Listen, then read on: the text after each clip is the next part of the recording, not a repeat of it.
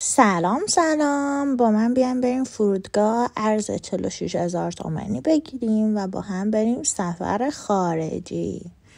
تو این ویدیو من دارم میرم مسافرت و قرار قبلش ارز بگیرم. اولین کاری که میکنیم میریم تو به اپلیکیشن برنامه بله. میریم داخل سافاری یا هر مرورگری که داریم، اپلیکیشن بله رو سرچ میکنیم و پیداش میکنیم. من از اونجایی که گوشیم آیفونه از نسخه تحت وب iOSش استفاده میکنم برای خرید. وقتی وارد برنامه میشین برید حتما پروفایل کاربری رو بذارید رو شماره خودتون یا شماره کسی که میخواد برش ارز بگیرید. بعد از اون توی قسمت خدمات وارد بشید و برید داخل ارز مسافرتی. توجه داشته باشید که ارز مسافرتی رو تنها 3 روز قبل از مسافرت میدن. در اینجا که وارد شدید اطلاعات شخصیتون، نام پدر، نام خانوادگی، نام پدر، شماره شناسنامه، کد ملیتون رو وارد میکنید و چیزی که خیلی مهمه کد پستیتون و شماره گذرنامه‌تون هست که سعی کنید کد پستیتون همون کد پستی باشه که برای کارت ملی و پاسپورتتون دارید.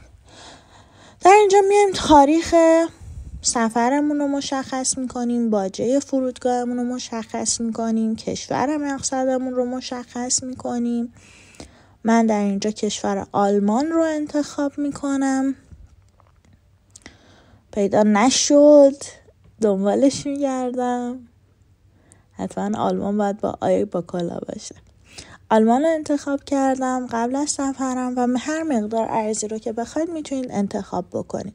$100، $200، $300 و در نهایتا برای هر فرد $500 قابل خرید هستش. که بعد از اینکه گزینه $500 رو انتخاب میکنید کامل براتون محاسبه میشه و نرخ ارزم 45,700 تومنه. حتما باید با کارت خود شخصی که داره ارز خریداری میشه و کد ملیش وارد شده باید وارد بشید، با اون کارت باید خرید بکنید.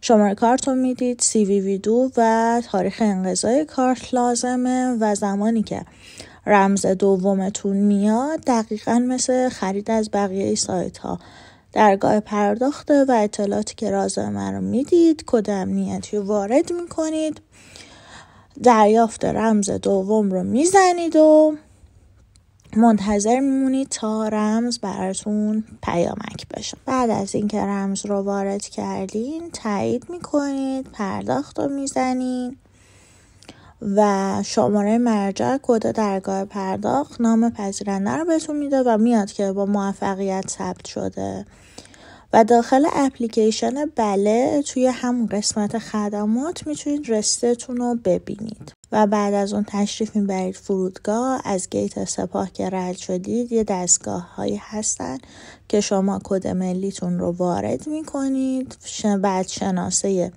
فروش رو وارد میکنید بعد از کد ملیتون و گزینه ثبت رو میزنید و منتظر میمونید تا دستگاه به شما $500 رو پرداخت بکنه. تفاوتش با اون دستگاه اینه که این دلار میده جای ریال و خیلی لذت بخشه.